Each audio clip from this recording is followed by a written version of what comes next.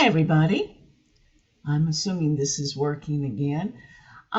We've had some issues with the original videos I've posted. You may have been able to see it, you may not have. But the fact is, I'm going to be using a different manner of posting videos from now on. So I'm going to go ahead and redo Chapter 1 video and post it. And it's all going to work out. What can I tell you? So at any rate, welcome back to Chapter 1 of your Gary Kessler book. Oh, by the way, in case you don't know by now, I'm Professor Ulrich. I'll be your teacher this semester. This is the Kessler book that I'm talking about. This is our textbook, Studying Religion, An Introduction Through Cases, 3rd edition. Make sure you get the 3rd edition. It's very important. It's a little bit different than the other editions. I will take just a moment to tell you that it is necessary to read the book if you want to pass the class. I've had a couple of people write me and want to know if they can just get by with the lectures. Unfortunately, no. Although the lectures will follow the book. The lectures will include a few things that the book may not include, but the book is necessary. So please take that as, just an attempt to help you pass my class. At any rate, let's get started. So in Chapter 1, Kessler decides to write about how you study religion. Because religion, unlike, math, any type of math really, has a slightly different point of view about the world, right? It's different than. If you study religion, there are 2 points of view you could adopt. One is the insider's point of view, and the other is the outsider's point of view. Now, the insider's point of view is when you study religion from an insider's perspective, kind of obviously, right? When you participate in a particular religious tradition and you study that particular religious tradition, you're studying it with the insider's point of view. The insider's POV assumes that you have a commitment to the religion and that the study will lead to an even greater commitment to the religion. The insider's point of view also promotes the good of that particular organization, religious organization. That's the goal of studying from an insider's point of view. A very good example of studying from the insider's point of view is if any of you have ever attended a Sunday school class. I've attended many of those. I've taught many of those. And within a Sunday school class, the learners in the class are there because they want to know more about their own particular religion, and they want to increase their belief and faith in that religion.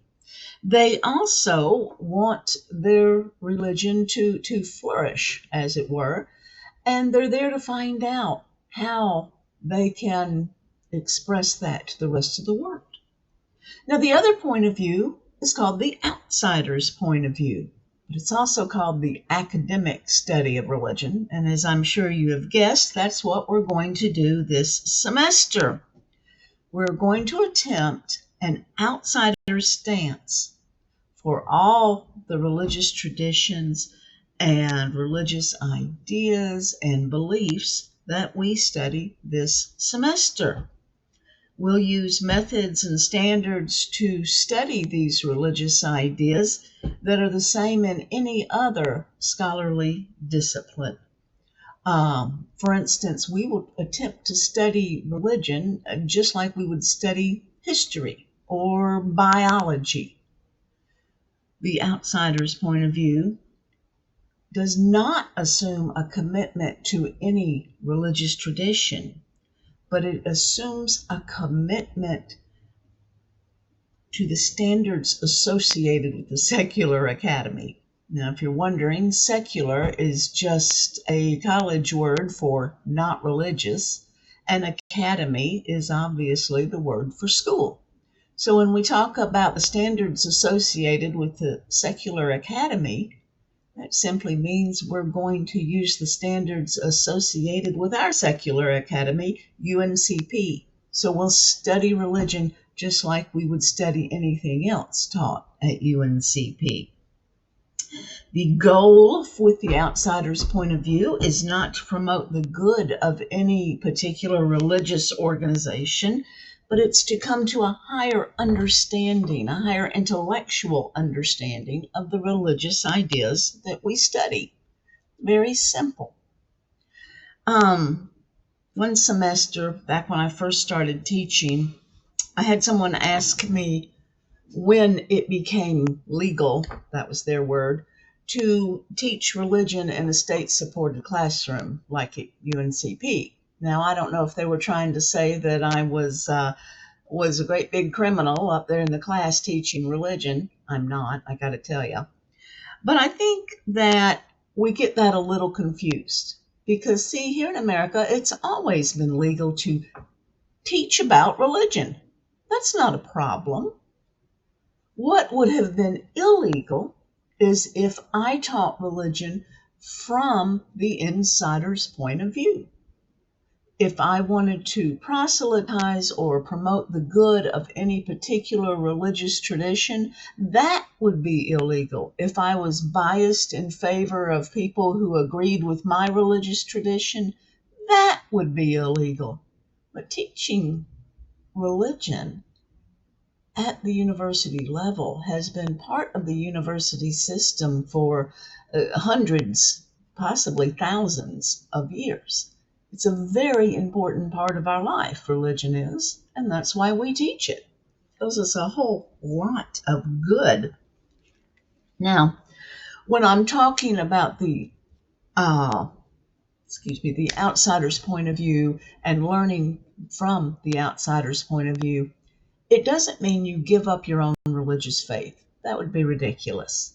But it does mean that you try to take a step back and try to imagine, what does this look like if I weren't a part of that faith? Just like you won't be a part of every faith we talk about, obviously. We need to find a way to kind of step outside of our tradition. We don't give it up. We still keep it. But we look at religions in a different manner, and we try to find out what do religions have in common? How are religions differently? Are there certain religions that are similar, but yet people don't cross over? They keep their own idea? That's fine. There's a lot of stuff for us to learn about religion. We'll investigate the origins of religious groups. We'll try to stand outside the religious ideas, and we'll get a perception of religion that's a little different than the insider's point of view. Now, with both of these ways of learning, both the outsider and the insider's view, they each have a problem, a biggish problem. With the insider's point of view, the biggest problems are that one can become defensive and prejudiced in favor of their own religious tradition very easily. That doesn't mean that everybody that has a religious tradition is prejudiced in favor of it, but it means that it's real easy to take up for your own religion. It's kind of like when parents refuse to see that, yeah, that's their kid that's acting up in class, and they want to blame it on everybody else, but it's really little John or Tom or Jane or Mary or whomever. I think we all know people who have done that. But that's the way it is. Can we keep that from happening? Sometimes just being aware that it's a possibility can keep it from happening. We'll talk more about that in a minute. The problem with the outsider's point of view is that the outsider's point of view can lead to something called depersonalization. What is depersonalization? Well, it's what happened when religion, when religious ideas are reduced to factors that are removed from reality. When you only know the little outside portion of it, the framework, if you will. A good example of depersonalization comes from the 1st and 2nd centuries. In the Roman Empire, Christianity had kind of gotten a toehold and was spreading fairly rapidly. And throughout the Roman Empire, a rumor arose about Christians. And this rumor stated that Christians were cannibals who ate the body and drank the blood of babies. And you're thinking, that's crazy. That's nothing like the truth. No, it's not. But how do rumors get started? Very often they take a very small grain of truth and enlarge it. And in this case, somebody had obviously heard something about communion or the Eucharist or the Lord's Supper, however you want to say it, which is a ritual that Christians partake in, wherein they will ritualistically drink either wine or grape juice and eat a piece of bread or an unleavened piece of bread even. And within this ritual, it's understood that these elements represent the body and blood of Jesus Christ. In other words, they're being spiritually nourished, but they're doing a ritual that mirrors this spiritual nourishment from Jesus by spiritually ingesting the body and blood of Jesus. Do they physically eat humans or drink human blood? Absolutely not. Never have, never will. I hope they never will. That'd be awful. But you know how rumors are. And so this is coming from an outsider's point of view, and they hear about this, and it becomes depersonalized. They have the seed of the truth, but they don't have the full truth.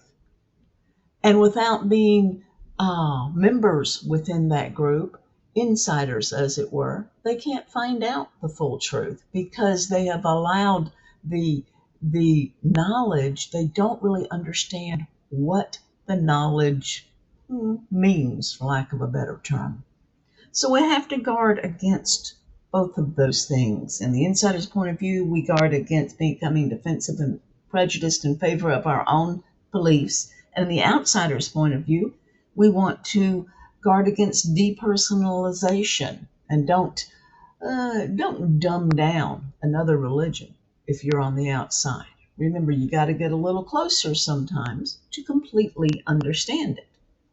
So there's some qualities that the student of religion needs. Now, these qualities are listed out in your book. I believe it starts on page 4, so if you want to write them down, that's a good place to start, but we're going to go over them. These qualities will help a student of religion better understand the topic and better understand their own viewpoints, in fact. The first one is openness. Suppose every time I brought up a new religion or denomination, you thought, well, that's just another way Satan wants to trap us. I have to tell you, you probably wouldn't really be able to learn much or understand much about a new religion with that attitude. There is the idea that this reaction would stand in the way of learning anything new.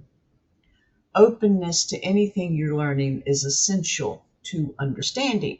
This doesn't mean that you are open to accepting any new idea, especially religious idea. It doesn't mean you have to like it or agree with it, but you have to be open to the learning of what it really is. You can't shut your mind down. Closed-mindedness blocks you from learning. So this openness is a very important quality we need. You know, you don't have to speak for or against the evidence. You have to let the evidence speak for itself, and you have to be open to hearing that. The second quality the student of religion needs is honesty. And this kind of fits right in with the openness, honest, to tell the truth. We need to learn to honestly inspect our tendency towards prejudice. about certain ideas and how we can correct it. Once again, it doesn't mean we accept all the new ideas, but being dishonest that we have prejudicial feelings will block us, will block much, I'll put it that way, of the truth from us. So we have to be honest about do we disagree with this because it's just a bad idea? Or do we disagree with it because we're just prejudiced of anything new that we hear? And the third of the qualities a student of religion needs is critical intelligence. Well, this is easy. You know what intelligence is. It's using your smarts, using your brain, using your intellect in a manner, and this is where the critical part comes in a manner that examines a subject so that you get the most light shed on it. You look at the pros and cons, you compare and contrast. Critical intelligence, well, critical is not the word we think it is. In popular culture, we use the term critical for bad things. That girl has the ugliest hairstyle I've ever seen in my life. We would consider that a criticism or saying something critical about a person. But in academia, we use the term critical or critique to describe something that we investigate thoroughly and completely using both analysis and synthesis. What's analysis? Analysis is simple. It's when you study the individual elements of a system, find out how they work, what they do, if they're true, if they're false, but each little piece is studied in and of itself. That's analysis. Synthesis, on the other hand, is when you study how you take all the individual elements of a system that you've just analyzed and put them together and see how the whole works together. It's an idea. Probably one of my favorite analogies for analysis and synthesis is that of a car.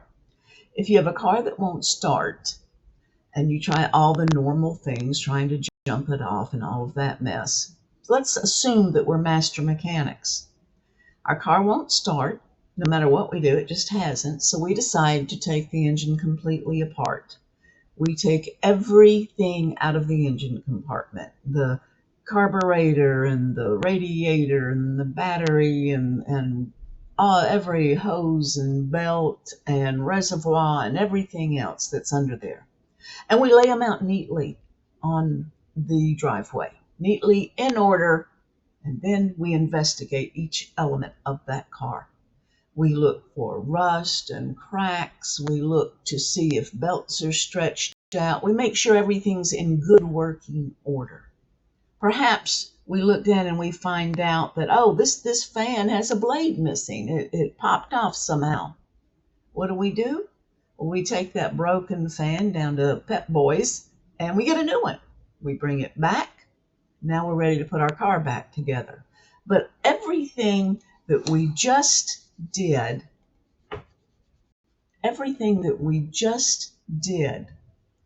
within the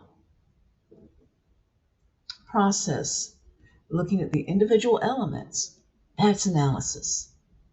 So now we put everything back together and we put the entire car back together. We think surely it'll work now. Turn the key over and it doesn't. What do? Now we go to synthesis. Synthesis is when we see how all the parts work together as a whole. Maybe we don't have the pistons lined up, so they're not, going into the cylinders like they should. Maybe we didn't put enough tension on a particular belt, so it's not turning, I don't know what the fan belts turn, but gears and rotors and things like that. But the fact is we see how all of it works together. It could be that all the parts are right, but our machine doesn't run until it runs. It's not just about having the parts right. Synthesis is about having the parts work together in the right manner. It's a very important thing to know. The Fourth quality the student of religion needs to have is careful reading, observing, and listening. You have to look at a subject deeply, not only on the surface, but under the surface, around the surface, to the sides of the surface. We have to acknowledge that it's not only what we see, hear, and everything else, but it's what we deeply see. We look, we act like private investigators, I guess. And we don't look at the mail in somebody's mailbox and say, oh, they got an electric bill. We looked at the mail in the mailbox and said, this is an electric bill, but it's not made out to the person that lives here, although it's the same address. What's going on? We get a little deeper with it.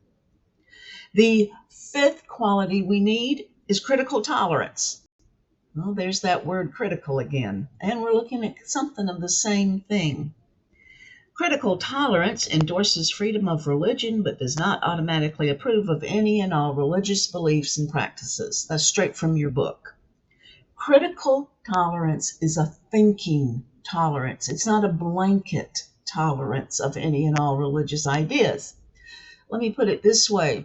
What's tolerance? Well, we all know tolerance means to put up with something. And some things we put up with. Oh, you like that red sweater? I don't.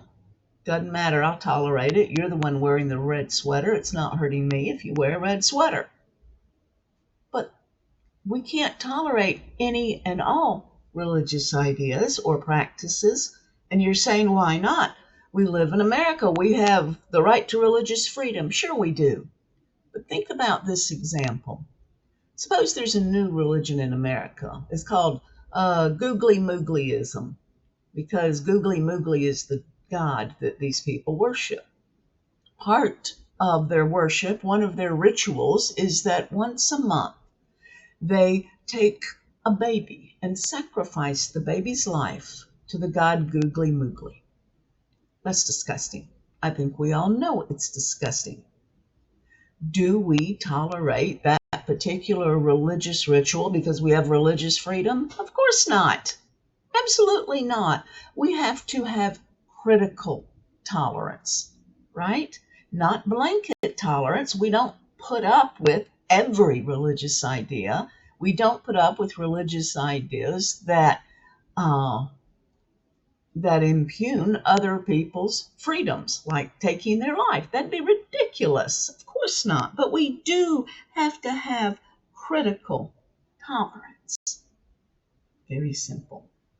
So those are the qualities we need to study religion. Let's talk now about why we study religion. Because some of you are thinking, I'm an atheist. I don't want to do this. It's boring. I'm not interested in it. Some of you are just math majors or computer science people, and you're like, I am not interested.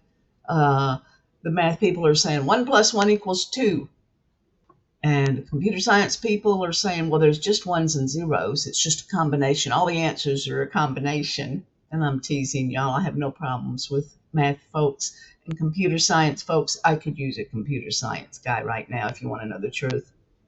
But the fact is, why are we here in this class? Why do you want to study religion? Oh, let me guess. Gen Ed requirement, right? Yeah, that's fine. I know. I took a lot of Gen Ed classes I wasn't really interested in, but I did learn some from all of them. Absolutely.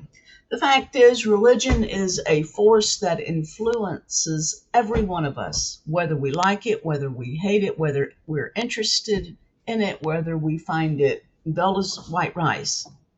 It influences us. That's the way it is.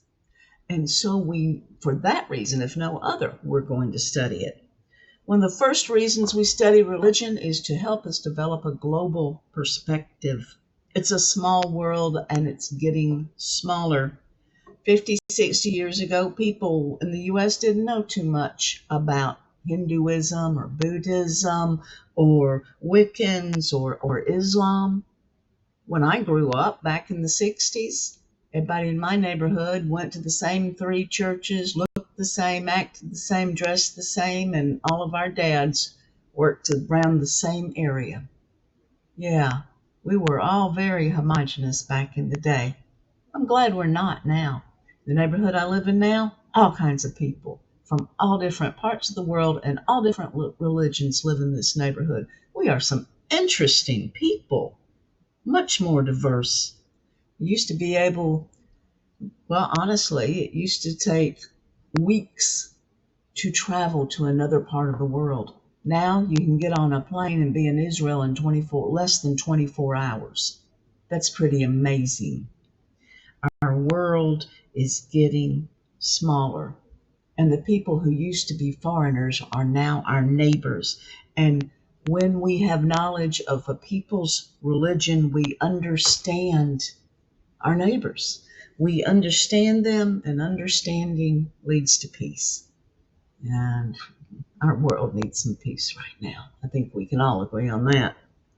Another reason to study religion is that it opens up a space in our lives where we can pause and reflect on the meaning and purpose of our lives.